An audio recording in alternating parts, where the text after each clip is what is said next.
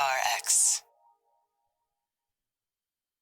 Friends beyond the binary, ladies and journalmen, boys and girls, it's time for the podcaster who can't say words, clearly all the time. And I just had a pecan popped in my brain. You say pecan, I say pecan. Pecan pie? Pecan pie. Nuclear. But, whatever the pie you prefer is, I hope that as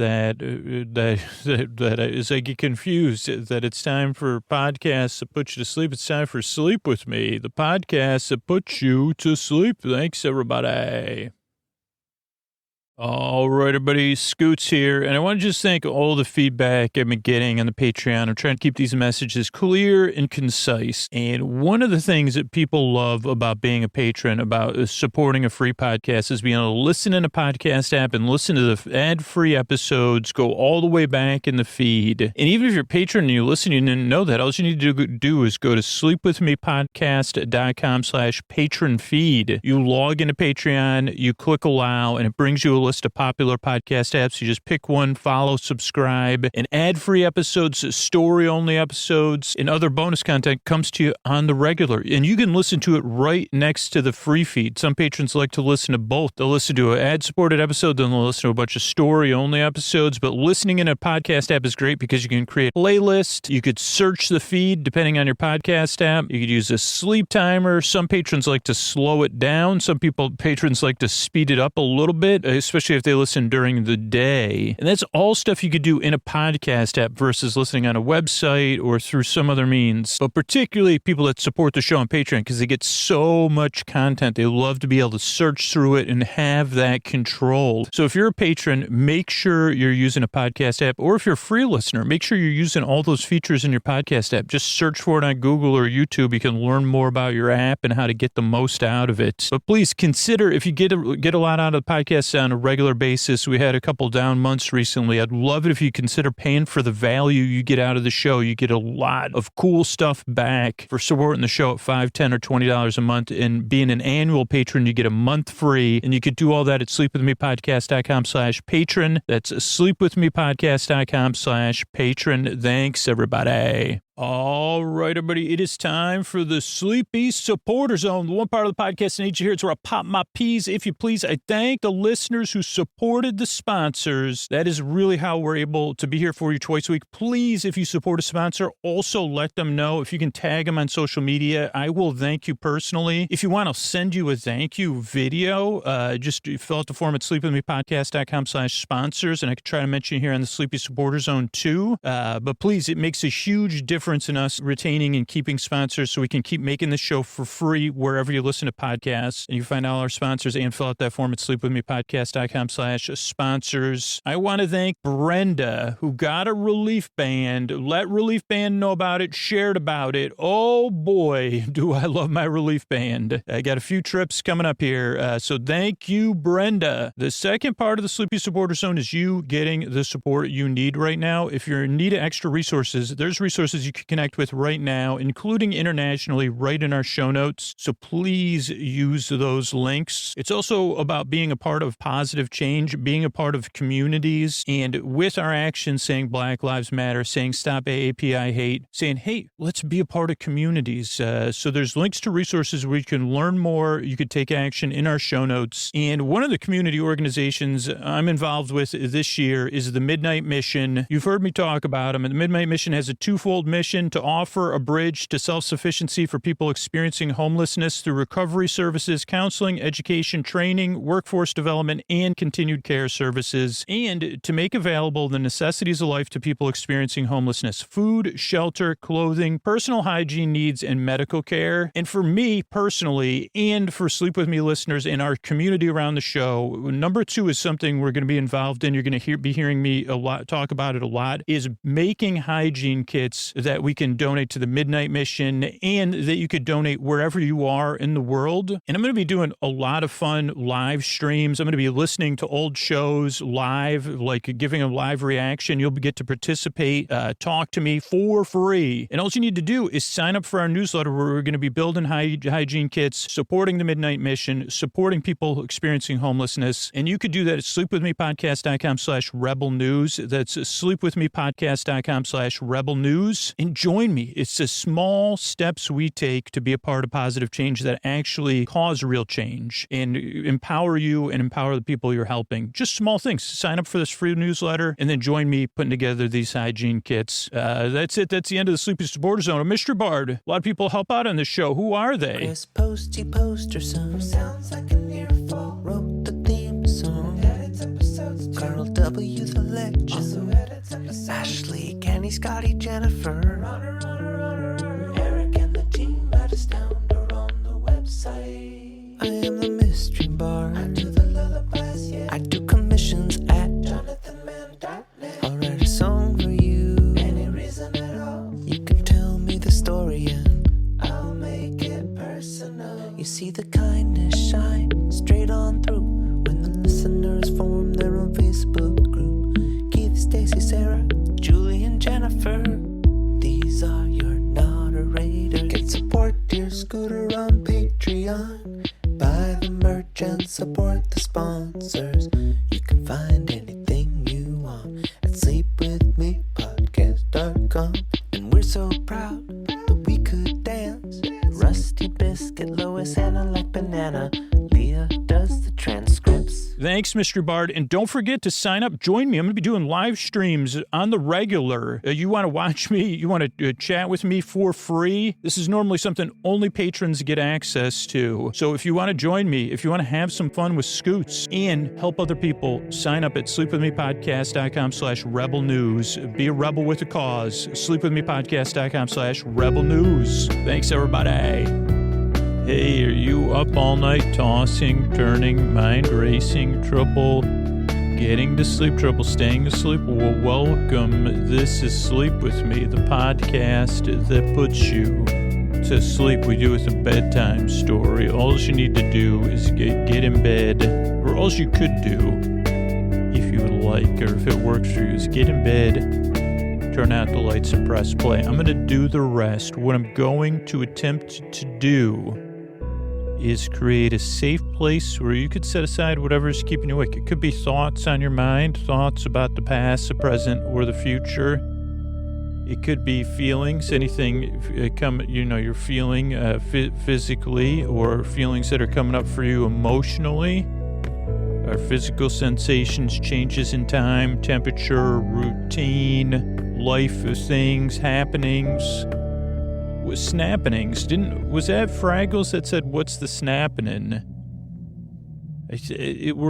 I'm already off topic, but I said every once in a while Fraggles from Fraggle Rock come up, and I say, "Can't you get away?" But actually that would be like I'm trying to have your worries for another day, or I'm trying to take your mind off the worries you have on a normal day. For me, that's my job. What are Fraggles? So Fraggles were a Jim Henson Muppet. They're not the Muppets from the Muppet Show. So I don't know if they're actually... Here's a great question. Are Fraggles Muppets? I don't know that they necessarily are, though I would assume they're produced at the Muppet Workshop, or they're That's a very, I'm sorry, Fraggles, that's a very clinical word, produced. I don't believe you're not birthed there, though. How about a fiery spark of creation? That doesn't lead to me to say where you, Muppets, conceived. Oh boy, you don't want to go there with Muppets and Fraggles. What was my point, though? I can't even remember anymore, because, we're snapping in. There's some sort of character in my brain that instead of saying what's happening, they would say what's snapping in. And I said, who says that? And my brain said, probably a Fraggle. I think that's a Fraggle saying.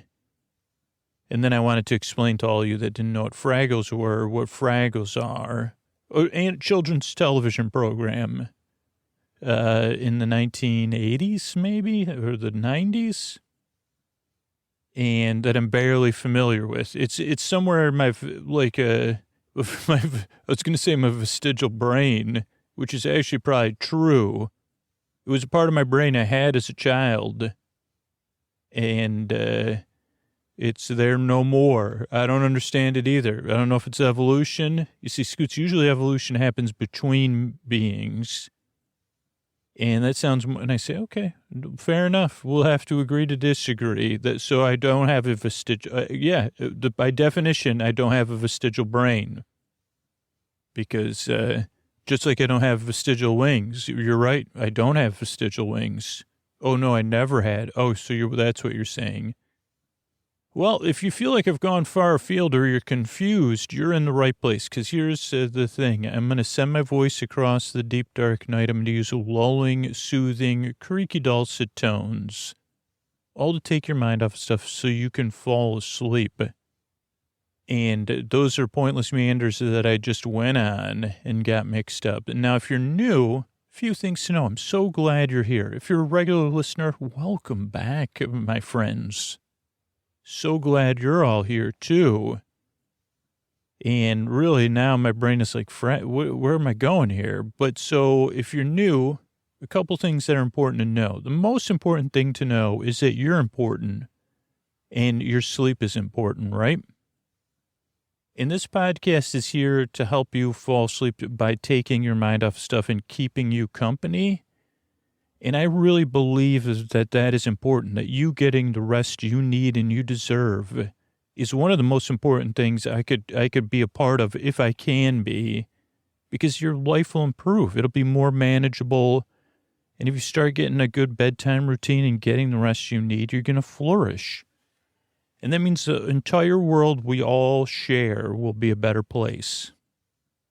I mean, who knows? You might be working on the next, the Fraggle reboot, not the Fraggle rebirth. No, Fraggles. We got to get off this topic.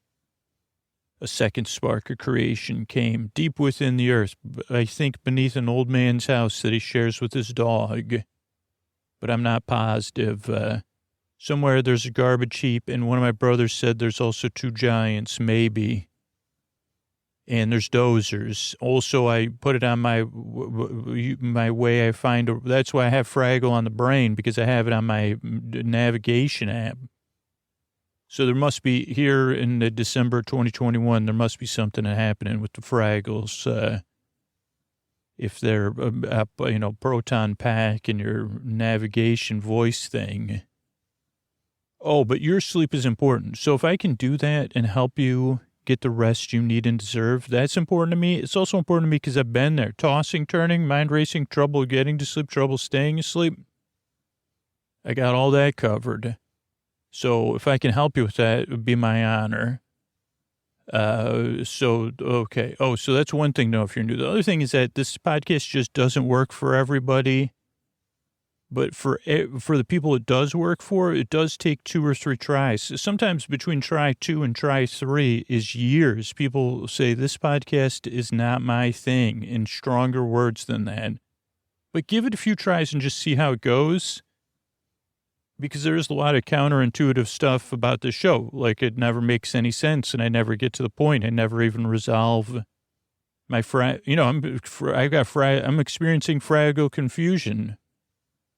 I think one of the Fraggles is named Red, the one on my navigation app. I don't know what a Gorg Castle is. My brother Googled it when I was driving, and he told me what it was. I think that's where it turns out there's a royal Fraggle family. Maybe. Somewhere in my mind there is. Okay, so, this podcast doesn't work for everybody, so give it a few tries. If you already know you don't like it, that's cool too. Or if you're skeptical or doubtful, just try to give it a few tries. But if you already know you don't like it, check out sleepwithmepodcast.com/no thank you. There's tons of other sleep podcasts out there and sleepy audio you could check out. So that's that part. Couple other things that take some getting used to is one, this is a podcast you don't really listen to. It kind of happens in the background. You can listen and you can kind of tune into it or just barely listen.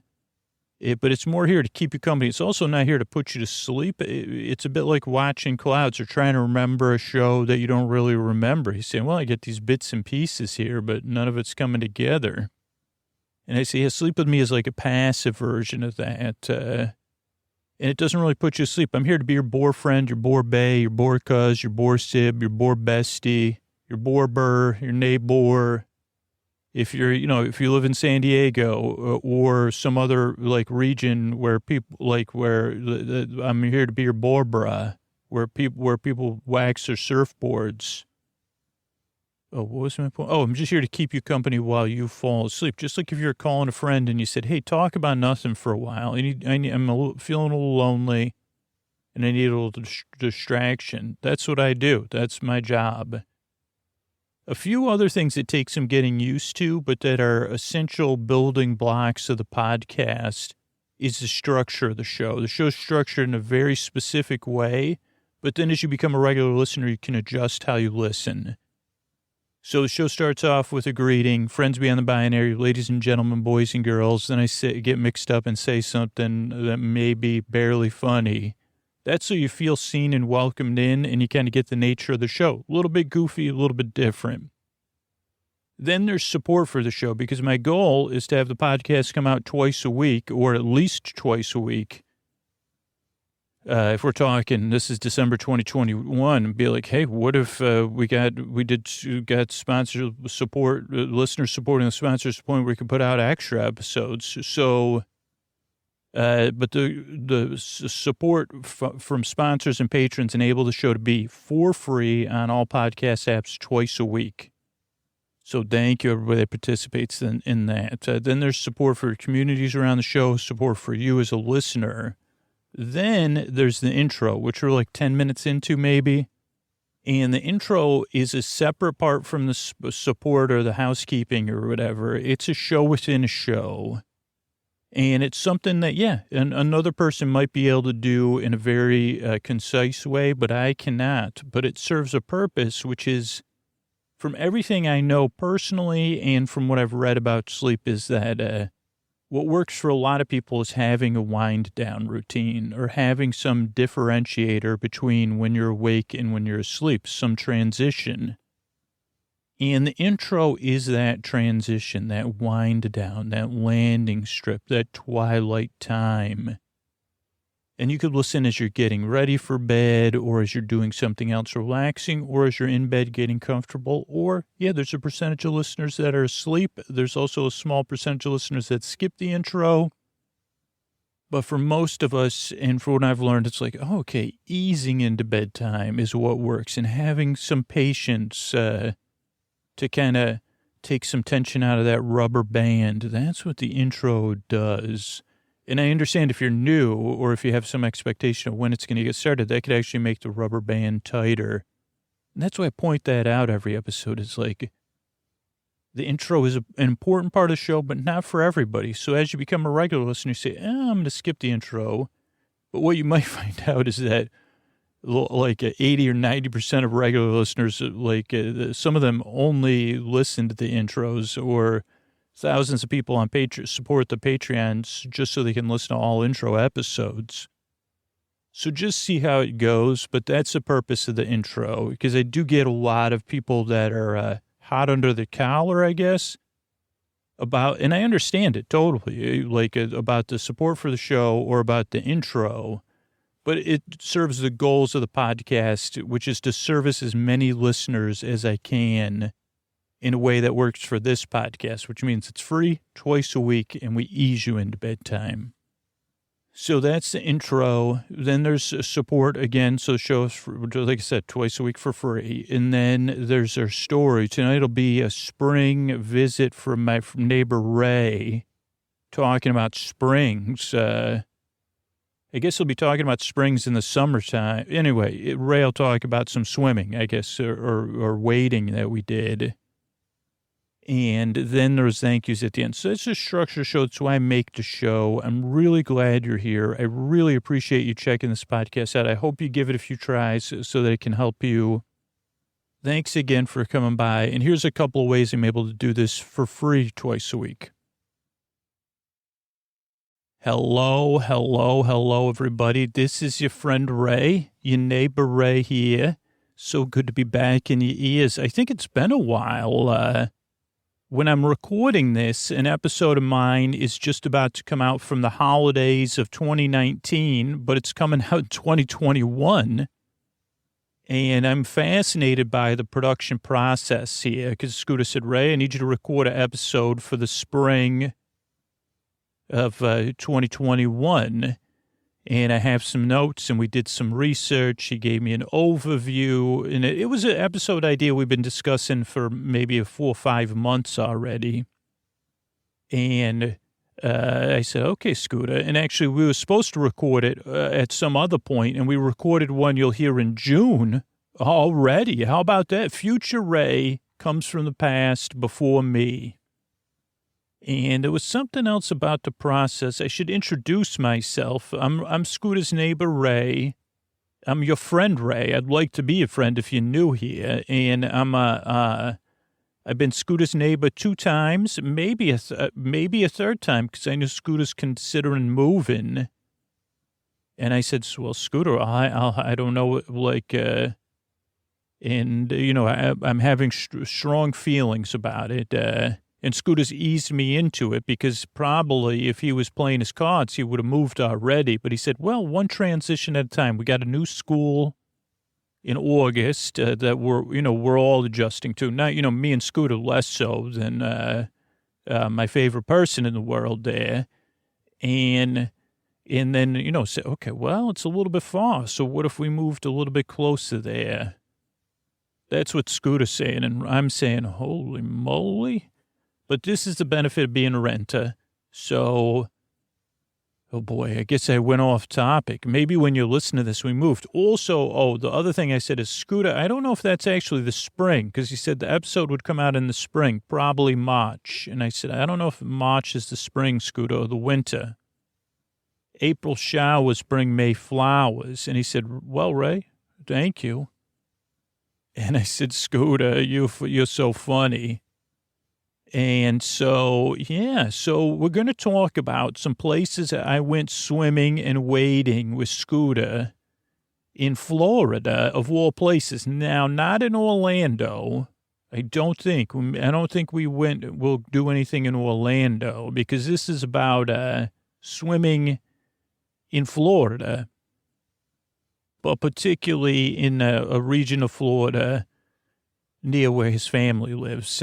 So Pasco County, Hernando County, and probably a few sorry to the other counties there that I don't know your names. I know Hernando, I know Pasco. Scooter, is there Redondo? No, that's Redondo's in L.A. I know there's other counties that I'm missing because they all come around there. You cross over, you're in Pasco, you're in Hernando. And there's another one that I just can't remember. I'm sorry, other county. I love your area. I just don't know that, I don't live there. So I don't know. I don't even know when I'm riding over. Well, actually, I know when I'm riding over the Pasco and Hernando County lines. Just because I do, because we're around County Road, which is interesting because maybe that's one of the borders of the county. I didn't even realize it. Or is that Commercial Way? I don't know. So anyway, we're talking about some places I went swimming with Scooter. And the idea of the episode is to talk. Now, if you have any water things, you might not want to listen to this episode. It's talking about myself and who I am. Who, what, why, where, when. Scooter always says, Ray, cover those, please. So I'm Scooter's neighbor, Ray. And we're friends. He's not an easy person to become friends with. I always talk about that. It took some persistence. And, he still doesn't, he said, how'd I end up with a friend like you? And I said, I laughed at that one. It was so easy. I said, Scooter, you teed me up. You ain't never had a friend like Ray. And he said, well, And I said, Scooter, and he said, no, I have not, Ray. You're wonderful. Scooter calls me the most well-adjusted person, which is a compliment. And I say, Scooter, I just look at life and I say, well, isn't that wonderful? I'm not 100%. I see those other things too, and they affect me. And I talk about them in private. In the podcast, I'm here to put you to sleep. But for the most part, I say, well, isn't that nice? This is an opportunity. Those kind of things, I don't just say them. I walk them. Or I swim them. So I'm Scooter's neighbor, Ray, what we're going to be talking about tonight is going swimming or some swimming-based areas. Because Scooter loves swimming. One, he loves water. And he actually wants to expand on this, and he was listening to someone else's conversation, too, and he said, holy cow, this person is doing what I dream of. And I know we covered this once a few years ago. I think we did an episode about it, but I'm not even sure about that, about one of the bodies of water we're going to be covering. But there's a few different ones, two in particular we want to make sure we get to. And then we'll see three, I guess. So we'll try to cover them all. And this was not even that ambitious because Scooter would have liked to. So we swam in 4 places in particular, 4 unique bodies of water. Who, what, where? Where? In Florida, in the bodies of water, which I don't know if we'll cover swimming pools, but we did go in a swimming pool in a hot tub where his parents live. We swam in the Gulf of Mexico, and then we swam in a lake, a spring-fed manufactured lake, and then a spring and a little miniature water park surrounding it. This was a while back, and it was in the summertime. So talk about a good time to go swimming. In Florida, you want to be by the water, of course, staying cool. And it's a good time to swim. But maybe there's better time. Maybe even the spring when you're listening to this in Florida, maybe a better time to swim. But I don't know. I mean, I have swam in Florida. I've been to Florida in the spring. I didn't do a podcast. I mean, I maybe did podcast episode about it, but I don't remember if we did it or not. When I went on a kayak ride with Scooter and his brothers in this same spring, which was the first place we'll cover, which is called Wachee. And it's I think it's in Wachee, Florida, but it's on the border of Spring Hill, Florida. And it has a pretty storied, long history, which I'll get out my iPad and kind of go over a little bit. But I want to talk about our history with it first. Well, maybe we'll cover, Scooter said, let's cover the history at the end of the episode, so the bottom third of the episode. So... okay, so that's fair enough. Thank you, Scooter. So we headed here one day. Now, I should talk about our previous history. We have a history with Wachee. And also, Scooter had a history of this trip of not being happy about some communication issues. But again, it was, these things happen. And, to Scooter, he needs to take care of some of these things before he goes to Florida and figure them out. Because, on the day of, you're never going to figure anything out, especially with him, because if he gets hot under the collar, he tends to not think straight, as we all do. Okay, so Wachee is a place, it's a tourist attraction. It is a roadside attraction because it's on the side of a road there. In Florida, built around a natural spring. I don't know any of the history off the top of my head at all, other than these things. It's most famous for its mermaid show, though I would say it should be more famous for its spring, because the spring, I love the mermaids, and we talked to a few of them, very nice. They took pictures with Scooter's young one. and his mother, but it was the spring at Wachee is really Mother Nature's mermaid tale. And this trip we did not see the mermaid show, but the mermaid show has mermaid performers. I think sometimes it even has mermen. And it's been a show that's been going on for years and years and years, and it's human beings portraying mermaids, but in a very inventive way, in an underwater theater on the spring. And I think the shows still do very well. And when you pay to go into the Wachee Park, you can get access to the mermaid shows, but also to the spring, which is what we're really here to cover. And I know Scooter gets confused about zoos, even though these are humans performing. I think maybe he has some sort of zoo thing with the mermaids, even though it's humans being mermaids. So maybe that's why he didn't want to cut. I mean, we didn't go to see the show because Scooter was more interested in swimming. And I guess I was with him. It was warm in Florida. We got there around when the park opened because Scooter had kind of planned things out. And when he's planning, like me, I said, when the park opens, you want to be there when it opens. Okay, so they also have a boat ride. I don't know if it's a glass bottom boat ride, and I don't think it was operating at the time we went, but these are things we did in the past with Scooter's family. And I think they have a couple places to eat, but they also have, I think it's called the Buccaneer Bay Water Park, built on the spring. Now, when I say water park, don't get carried away. You know, we're theme park fans. But I would say do get carried away. And I also want to say if anybody is listening that has any professional involvement with the operations of this park, when we went there, Scooter and I had to stop a few different times because we were so impressed with the young people and the adults running this park, both Wachee and the Buccaneer Bay Water Park. Like the staff training was breathtaking. And when you think about how things have changed at other locations where you get service, because, you know, it's because of the higher ups, like, and then everybody down, you say, hey, this is about making it a good experience for the people that work here and for the guests. And these were, you know, teenagers, I believe, like college-aged kids, and they were doing a wonderful, holy moly, what a job.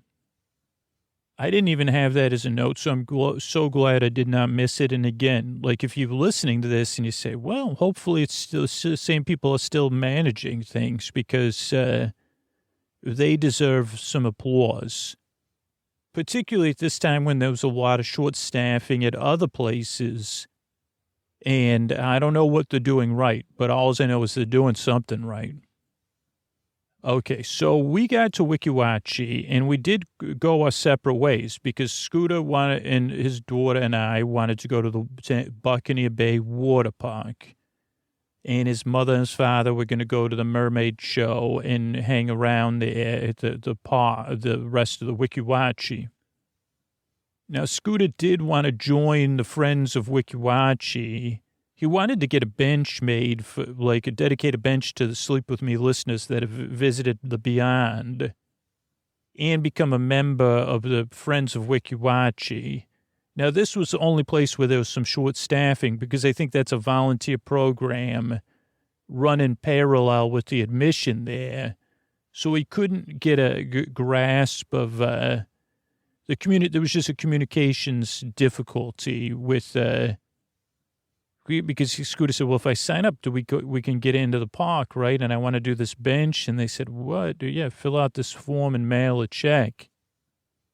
So that was like a little bit of troublesome for Scooter to get into the park at first.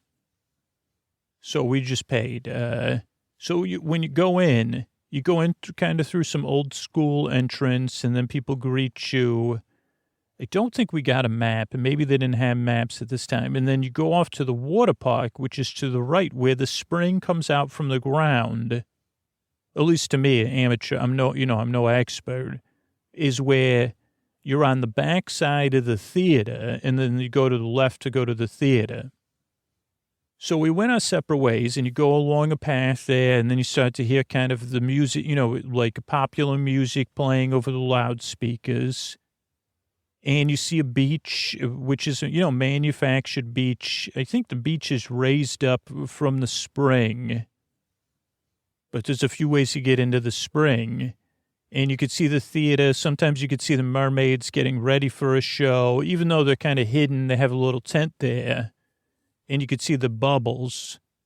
And actually, when we were doing our research, we read that, at different times of low flow for the spring, people have explored it. And this may be the largest system in the United States, maybe even. I don't know. But so this, so water park. Now, it's not a grand water park for those of you that are getting this idea in your head of something gigantic. It's more like one of those ones you see with 2 water slides and like a public area to swim. I guess it's not public because you got to pay to get in. And then a lazy river that is actually just floating in the spring. And they have a beach. I think they even have chairs, and then they have some grassy areas. And they have 1 or 2 other water slides that look like they've been closed down for a little while. But so we got a spot on a grassy area there. We put on a screen, a second layer screen. And from what I'm remembering, I think at this time there was only 1 water slide operating. But maybe there was 2. I don't know. Scooter's shrugging his shoulders as well. And thinking that probably there's only 1 water slide. The first time we went, there was 2 water slides running. And I think at one time maybe they had 3 or 4 water slides. But the beauty is that the 1 water slide that was operating goes right into the spring. Also, you do have to get a wristband to rent a tube to go tubing in the spring. And the last time we went, which was a few years ago, we were unable to get wristbands. Now, you don't get to go very far in the spring, like on our trip where we went all the way down the Wachee. This is just a short thing. Also, they have a jumping platform right in the middle of the spring. Now, a few things about this water is it's always flowing from deep in the earth. Because it was hot out, it was nice to have spring-fed water. Just because it wasn't freezing cold, but it was definitely a relief. And there's just something about it. Now, maybe it's mental or maybe it's physical where you say, holy moly, this is some spring water. And you feel it on your skin. And I don't know, you feel good. You feel invigorated. Okay, so we went there. And I don't remember the first thing we did. I think the first thing we did do was go in the spring. So we paid for our wristbands, which was a little bit of an upcharge. But, no big deal. And we got our wristbands, and then we headed so you get your tube at one spot.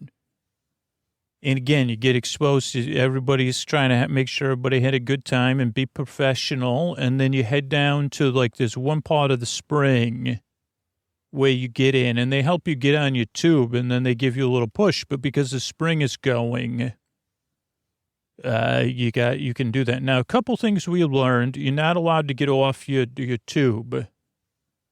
So that's one thing to remember if you're doing it is you got to stay on your tube the whole time, which is tempting to want to get off and swim around.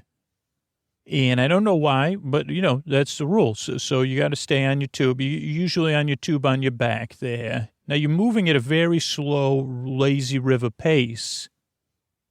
But meanwhile, when you get pushed off on your left, if you want to picture this in your mind, so there you are, you go down on a little beachy area and you step into this water. Now on your left is, those ropes to, with the pontoons or whatever. And on the other side of that is actually the mermaid lagoon area. Though at a little bit of distance, and I think that's probably what I would consider the heart of the spring. Because it looks like where you could look down and see that looks like that's where the spring is coming up from the earth. And so that's on your left. On your right is the swimming area. And so everybody's there swimming and wading. And then as you get in your tube, you're passing the swimming area on your right. You're also passing the platform, like a dock that you could just jump off of into the deeper spring water. And so there's a lot of noise of joy in swimming and families, a lot of families here. It was very busy, but not too busy, but almost too busy. But we got there at the start of the day. And just jumping into the spring water, I'll tell you, is amazing, but I'm getting ahead of myself. So you're there in your spring. Now, as you pass, so then you start to curve to the right behind the dock. And on your left is bushes and things, and the rest of Wachee Park is up on a little bit of a hill above you. And so it's kind of cool. There's a little bit, now you do have to pay attention because you don't want to bump into the bushes and stuff. But Scooter kind of like tries to let himself flow, but then he doesn't want to have contact with strangers, So, but it's just nice, and it's nice to have a little bit of feeling of nature. Then you go along, you're still passing the swimming area on your right. Then you come into like a river flowing where the spring starts to flow. And you have more kind of natural area on your left and on your right. And I think you see a picnic area that they have. And you can see fishy poos and, grasses and sandy bottoms and all those things. And then you kind of curve back to the right again. And I think there's probably like a rope again to keep you from flowing down the Wachee. And then there's some helpers there, goddess of life, And they say, okay, come on in. And they take you to these stairs and they help you get out of your tube. And then you take your tube, you go up the stairs and you get out of the spring. And then you turn your tube in. And then it's also, you could keep your tube or you turn it in. And even the people taking the tubes were really friendly. Like Scooter even had a conversation with one of them and said something nice. And I said, who am I with here? What in the name of the spring is the spring getting into your brain, Scooter? Making you friendly. So we went on the spring. We probably did that 3 or 4 times over the course of the day. Now, after you get out of the spring is actually, after you turn in your tube, you're right at the structure for the water slides. And again, I think only one water slide was running out of 3 or 4 possible ones, but I think 1 or 2 of them aren't even built anymore. So then you get in line, and this is a wooden structure. It's got a lot of water dripping, so you got to be, you got to be expecting. These are things that are outside of Scooter's comfort zone, like dripping water that touches other people. That's not his thing. But he rolls with it. So you wait in line there. And the lines were not too bad, and it was moving very well. But this is the best part about it, is that you go on the water slide. And this one was a curvy one, like with no padding or anything. You're lying down. But this water slide ends in the spring, like they do have people watching, so don't worry. But you should probably have like prior ability to swim, But you go right into the spring, and it's just vigorous is not the right word, but that's the word that came into my brain. And just refreshing and fun. And then you could swim a little bit, and then that's normally what you would do is either go and get back in line, or you jump off the dock for a while. And it's fun to jump off the dock because it's deep, probably like a little bit deeper, but also, you can, I don't know, you get to swim in the spring with your eyes open. And I don't know, again, Scooter's love of the water and of spring water is a bit contagious. And so that was about it. I mean, we just enjoyed kind of hanging out there, and there's not a lot of downtime when you're with Scooter. And a young one, a teen or whatever, you want to go. But we ate our lunch there with Scooter's family, And it was pretty good. I think, it was very theme parky type of burgers and chicken sticks or whatever. But it was quite pleasurable, I would say. So we did that. I'm trying to think of anything else we did there. I mean, we spent the day there. And we took a couple trips, I think Scooter's mom really wanted him and his daughter to go to the mermaid show. But they were like, when you're frolicking in spring water, it is very tough. Now, Scooter also wanted to do a twofer, which I think we did. I think we did it because we all had bathing suits on. But this may have been another day. But I'll just tell it to you now. And again, Scooter's also location scouting for his brother, who was coming later with his wife and his young son. And Scooter said, well, I got to make sure to find another spot publicly accessible that they could swim in the spring, even without going into this park. And I think this park, I think it had, I don't know if it was named after someone, if it was just called the county something, but I think we have it looked up. So we'll do it in the research. But this is all the way at the end of the spring. Now, this is actually this park across the Wachee from the park is where we caught, where we parked our car a long time ago, 5 years ago, where we parked our car and then got our shuttle to take our kayaks down the Wachee. But across the canal or the spring river, I guess it's a river. It's because, right? Is it the Wachee River? I don't know. But so across the river from that is a little park, a public park. It had a food truck even, and we drove in there. We did find a parking spot, but it was pretty busy. And it's a small park with just a little beach. Or Scooter doesn't even know if there was a beach, maybe, but there's water access for swimming and wading, mostly wading. And it has a lot of shallow water. So if you are there with a little one, perfect. But if you just need a taste of the spring, I mean, not an actual taste, this is a great place to do it. And we suspect, though I can't find any notes that say we continued to go to the Gulf of Mexico here. But there is a park further down, I don't know if it is down the Wachee, but further along in this area where you can swim on the Gulf of Mexico. Now, not Scooter's favorite place to swim in the Gulf of Mexico. He said the food place is good and his parents love eating there.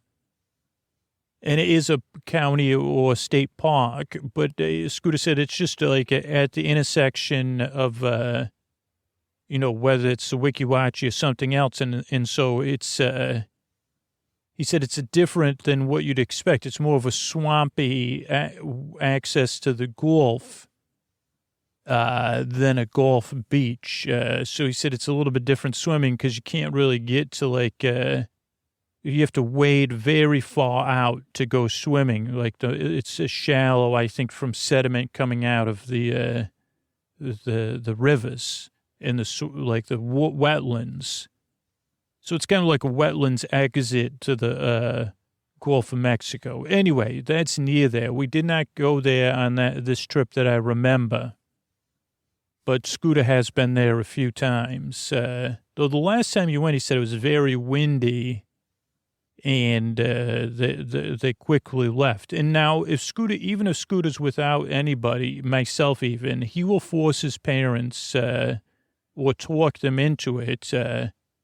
He could drive around looking for different places to access the Gulf of Mexico or other swimming regions or other bodies of water, and places to swim, and then he likes to eat, so he said, oh, look at that shack, let's eat at that beach shack there. So that's one thing. Now, this kind of goes along with it. Now, how do I explain this how do I explain other people being human without it being judgmental? But so Okay, let's say it this way. Scooter has one vision. He likes that there's different styles of swimming on the Gulf of Mexico, in Florida. But he of course, prefers a beach with like some wave action and beach access for swimming, because he says, there's something about that, And he says, okay, so, to do that, you got to travel a bit more down to, down Tampa way or further south. And because he swam in those places, he knows, okay, there's a pretty big difference between swimming on a Gulf beach and more of a wetlands. He doesn't know what it's called. Neither do I. So, but one of his family members, they're more, they say, if this is what the beach is like here, this is what it's like at every Gulf. The whole Gulf of Mexico is like it is at this one beach close to where I live. And that's just how it is. Why would you go to another beach? Because it's going to be like this. And Scooter said, no, actually, this is different. The Gulf is not one thing. And they don't necessarily buy it. They say, no, this is just what the Gulf is like. You're thinking of the ocean. They said, no, there's other styles of swimming you can do on the Gulf of Mexico. So they have a back and forth, but Scooter's like more of, that person's like, well, why would we go? That sounds like a lot. That person also occupies a lot of our brain. Even that person's, they say, well, why would you go somewhere else? That involves, uncertainty. But when Scooter's in his adventure mode, his uncertain Scooter's gone. So he said, we got to find a new place to swim. I'd like to find a new place to swim this trip. And then Scooter said that his mom was listening in a conversation, having one, and she was getting her hair cut, I think.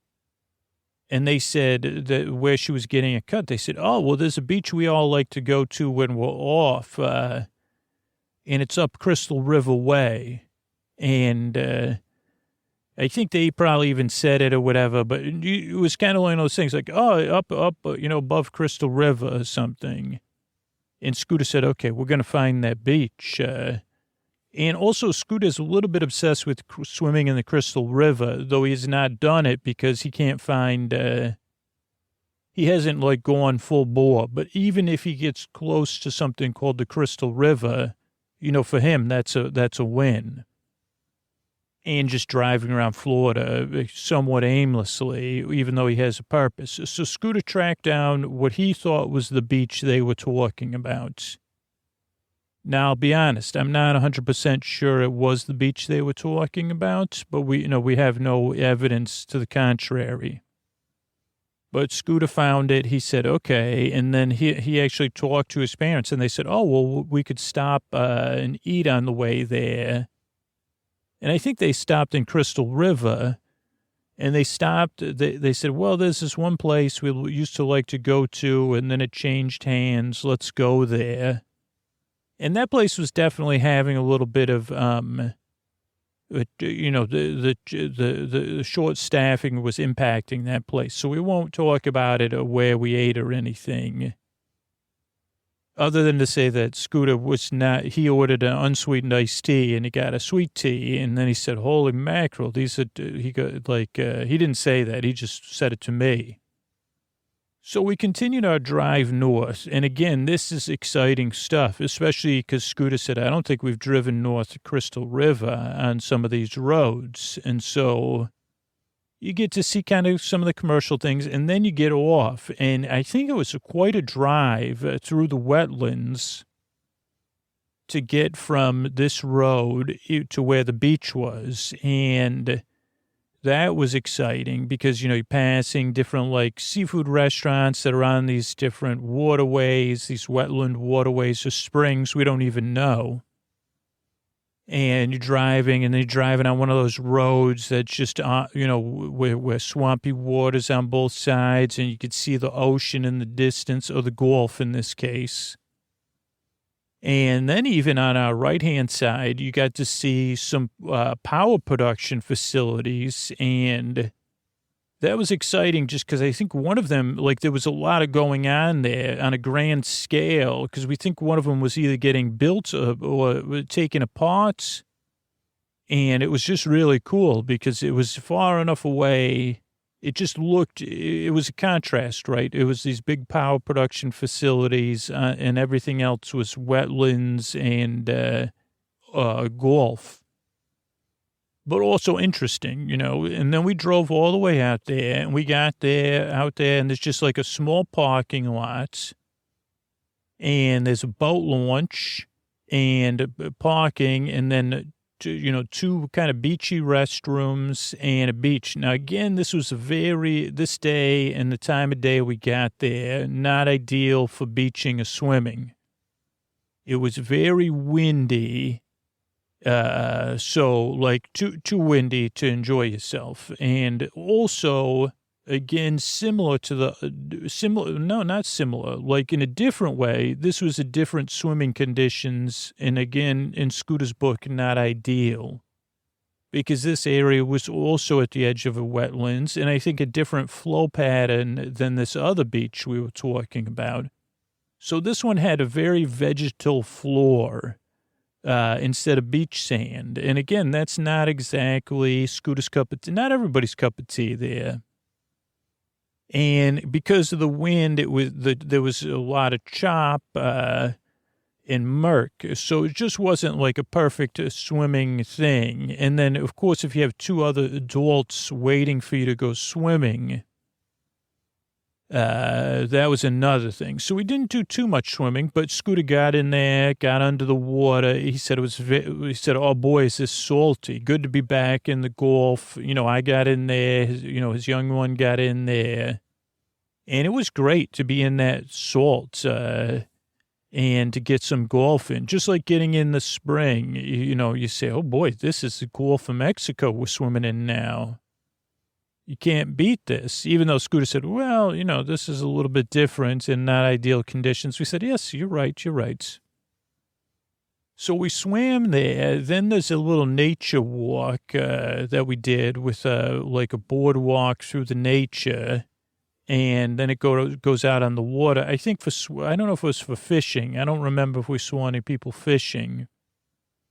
And we did that, and we took a picture at the boat launch with the power plant behind us, because actually it's just funny that it's a similar style power plant to where on Lake Ontario, where Scooter likes to go. And so we enjoyed our time swimming. Well, we swam there, and we enjoyed we enjoyed reconnecting with the Gulf of Mexico. And then there was one other place that Scooter likes to go. Now, this weren't the same days. I don't want to give you that impression, but there's another place Scooter likes to go right by where his parents say. Now, I wouldn't say he loves it, but he always goes swimming there. And that place is called SunWest, and it has a name because it's interesting. And again, I don't even know the facts. I only know what I've heard from Scooter's family. But so ever since we visited his parents where they live in Florida, they always, Scooter's, this is one of the major conversations. Where can Scooter go swimming that's not a swimming pool? Going in a swimming pool is okay, but where can we drive, eat lunch, and swim? And they say, oh, well, SunWest. And they say, oh, it's interesting because it was like when that oil platform leaked a bunch of stuff, some of the money got used to build SunWest. That's what the story goes. Now, I don't know if any of that's true, but it used to be a mine. Now, not an underground one, I think, like just a big open pit type mine. Because next door is still an active one that Scooter actually, when we wanted to drive by and try to look over the edge. So don't do any of that. Not that he did it in any way that was irresponsible, but that's, I said, Scooter, why you got to do that? And he said, well, you're allowed to. But so to us, it's interesting because you say, okay, this is interesting. It's a mine. And Scooter says, maybe it's like, I wonder how far down it goes. But more recently, we learned, Scooter said, where's the water come from? So what they did, at least, again, not based on any research, is they built a beach and there's some sort of entry to the water that I think it's just like a concrete like swimming area. So that's got a concrete and sandy floor that ends at a rope and things. And you're not allowed to go beyond there. But Scooter says, I wonder what happens after that. Like, is that the mine? It does go down like 100 feet. But he's not allowed to find out. So that kind of titillates him. But also the water apparently is from a spring that is there. So I don't know if, like, when they were using the mine, if they were pumping the water out or, like, they just redirected the spring there. And it's like a slightly brackish, at least my memory. I'm not 100% positive, but, you know, not a salt water, but not a fresh water is what it feels like. And that is nice on the skin. And it doesn't get very deep there, but it has a very nice beach. And this time, again, I think it was also windy, but it was still good for swimming because this is more of your relaxed swimming. You know, there's no waves, just more of hopping in, a bit like a pool. And Scooter said the water's nice. There's a lot of people, you know, keeping an eye on everything so that everybody can swim without worrying. They do have an office but they don't have a food stand. And then people do wakeboarding, one of those automated wakeboarding things. And there's also like an inflatables water adventure thing. But we've never done either one of those. But you can watch people enjoying that. And so that was pleasurable. And Scooter we always go there, I guess because he knows it. Also on the drive there, there's another park Scooter likes to go to that he just discovered 2 trips ago. And he tried to record it, and it's just like a place where you could go hiking. And he tells his father, go there and go hiking. It'll relax you. And then actually, Scooter thinks that you could walk that all the way through to the Gulf or to the wetlands next attached to the Gulf. And then there's also on that side of the Gulf, I don't know any of the name. Oh, no, Linda Peterson Park. I think it's the name of the park we're thinking of. Now, we did not swim there. But there's like this Linda Peterson Park that I think at one point had swimming. And Scooter says he may have swam there when they had swimming with his brother. But they have restrooms. You have like an accessible kayak place because Scooter's father was always like, well, we could get your mother in a kayak. He says, well, there's an accessible kayak place there. But this was just an interesting time, you know, when not a lot of stuff was running. So the beach was closed there. And so we didn't see anything. And then there's like a observation tower. We went up there. We looked around. Then across the road is a boat launch and more places you can hike. We didn't go there this time. And that place also has a lot of picnic pavilions. And so people in the area have probably been there for a picnic before. So that's just a little bit about it. But let me look up some facts here. Okay, so let's start with Wachee, Florida. It's a city in Hernando County. I feel like I've read this on the show before, maybe for some of the facts or something.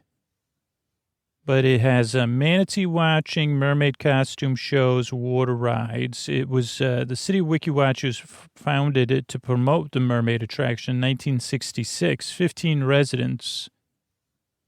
Then they got rid of the city. Sponsored a bill to dissolve the city. Okay, so I don't know any about that. So this is just about the city. Let's look up Wachee Springs.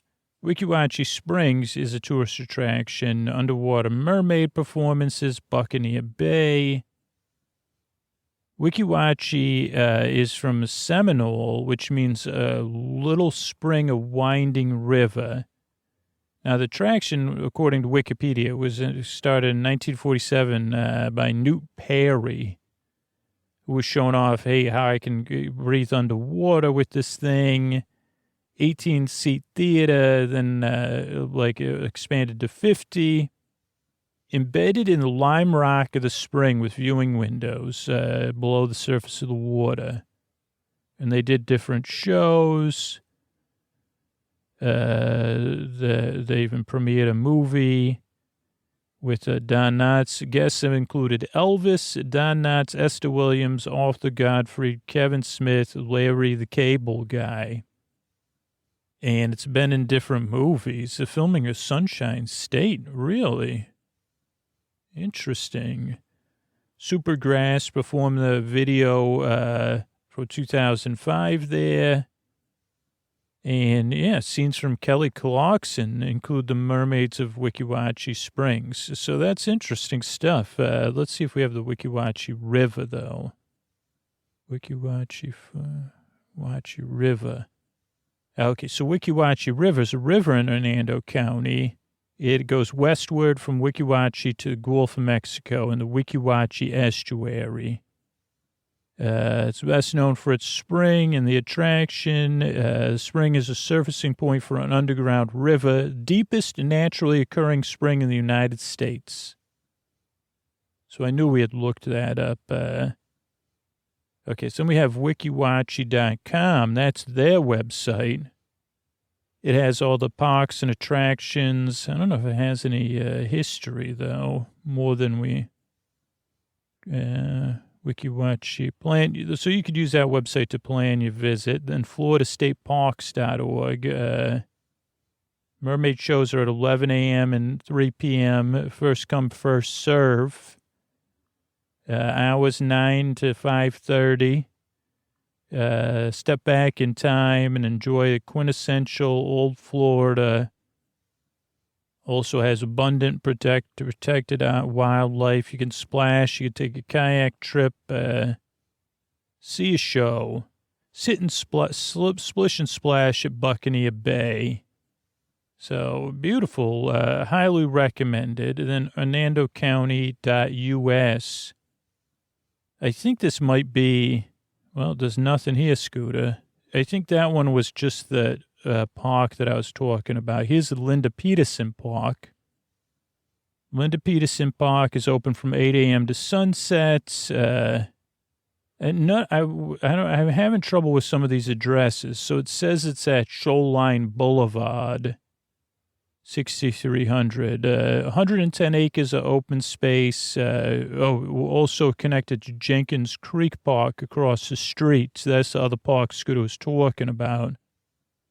40-foot observation tower, panoramic view of the march, and a look over Gulf of Mexico. Also, to the other directions, trees.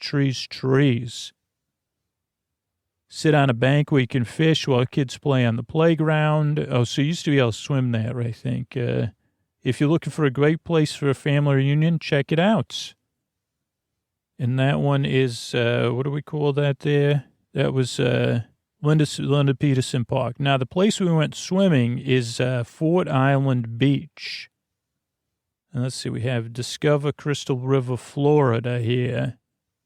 The Fort Island Gulf Beach includes a sandy beach, fishing and sightseeing pier, a boardwalk connecting the beach and the pier, and a boat ramp, just like we said. Bathrooms, outdoor showers, covered picnic tables, and a grassy area. The Citrus County boat ramp is here for free. And that's at 1600 or 16,000 West Fort Island Trail. Let's just look at Crystal River's things to do. They have water adventures, outdoor adventures, festivals. So the Scooter wants to do a spring tour. That's what he had heard someone saying at Buccaneer Bay. They said, oh, this is our last spring that we're swimming in. And we've been doing a spring tour. So that's on his list is like, wait a second, how many springs can I swim in Florida near my parents' house? So let's see, Fort Island Beach, Citrus County. So maybe this is Citrus County, citrusbocc.com. Fort Island Gulf Beach, family-friendly, white sand, restrooms, ample parking. Dolphins are also often seen swimming in the Gulf waters. So, Yeah, that's all on there. Scooter did print out a map, or he has a map because he said, Ray? You're always good. Yeah, so let's see how we got there. We took 98 to Crystal. Oh, no, maybe we didn't need it, Crystal River. But, I don't know, Scooter. I remember passing this Home Depot, but see, you take 44 all the way out there. I mean, this is definitely the one we took out there because, to Ford Island. Oh, here's another one, Scooter, that's way out there. Have you ever been to this one? Or Zello State Community Park in Marsh Walk. That's quite far out there. He's not been out there. No, so here's where Homo Sauce is where we had lunch, Scooter, I think. Not a... Okay, yeah, you're probably right, Ray. He said probably did have lunch in Homo Sauce and not Crystal River. Homo Sauce Springs has a park there with a kind of a zoo, so Scooter doesn't go there as much. But if you like zoos, Homo Sauce, it's the Ellie Schiller Homo Sauce Springs Wildlife State Park. And we've also checked out the ruins of the sugar mill. That's all at Homo Sauce on one side of the Homo Sauce River, which probably is a spring that Scooter could swim in. And when you look at this map, you really see how beautiful it is, the wetlands and the marshes. Holy mackerel. There's Seven Sisters Springs, Scooter. Maybe you could swim at that. This is all on 19. And that turns into 98, which you take north. And you could stay north on 98 all the way, and then it becomes 19 again, then 98 again. All the way up to the Panhandle there. Eventually, you could turn to Gainesville or Carla. So, yeah, there's some interesting stuff about... where we saw. Oh, Scooter said, don't forget about SunWest. Okay, so this is from naturecoaster.com. SunWest Park Adventures Now and Then. This is by Barrett Hardy. It was posted May 6, 2020. We'll paraphrase. When you have lived in a place your whole life, it can be fascinating to look at and distressing to look at the changes. This person came to Spring Hill in 1986. Talks about the high schools, the publics, but how stuff changed since then. But one of the main interesting is that in the North Coast region is the transformation of old Lime Rock mine to a bathing beach and water park. What was once known as SunWest Mines is now the beaches at SunWest, 70-acre water park. They acquired the land. Pasco County got the land in 2006 after dealing with the company that owned it.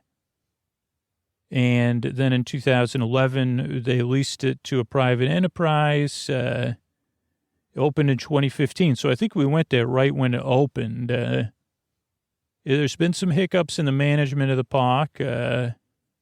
And, they've tried to figure that out. But despite that, and Mother Nature's relentless churning, what exists today provides local families with a fun place to spend the day. And it's $5 to park. There's paddleboarding, kayaks, obstacle course, magical memories of the SunWest mine. There's this person talks about...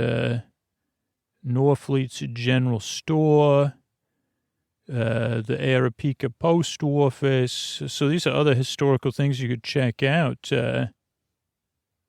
And fishing and swimming there when they were younger. I don't see anything about sheep's head fish. So it looks like it was already filled up with water before it... so maybe the spring just filled it up? I don't know, but it's interesting and a great place to swim. Some great places to swim in Florida. Gulf of Mexico, SunWest, and Wachee. Good night, everybody. All right, I want to thank everybody who became a patron recently. I want to thank Jillian, Raylani, and Thomas. Thank you, thanks, and good night. Molly, Ryan, and Robin. Thank you, thanks, and good night. Garrett, Marcus, and Ava. Thank you. Thanks, and good night. Sarah, Jane, and Kathy. Thank you. Thanks, and good night. Catherine, Deborah, and Wisdom. Thank you. Thanks, and good night. Sarah, Lucy, and Laura. Thank you. Thanks, and good night.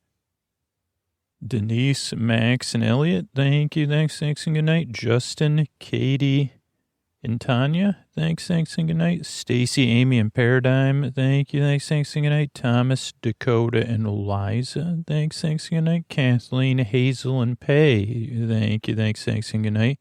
Candace and Kegs. Thank you. Thanks, and good night. And Lauren and Sophie. Thank you. Thanks, and good night. Thanks to everybody who supports the show on Patreon, who supports our sponsors. That's how we're able to be here for you for free twice a week. We grow as a podcast by people spreading the word and by the people who just spread the word about podcasts in general. Like just by spreading the word about podcasts, you can help the show.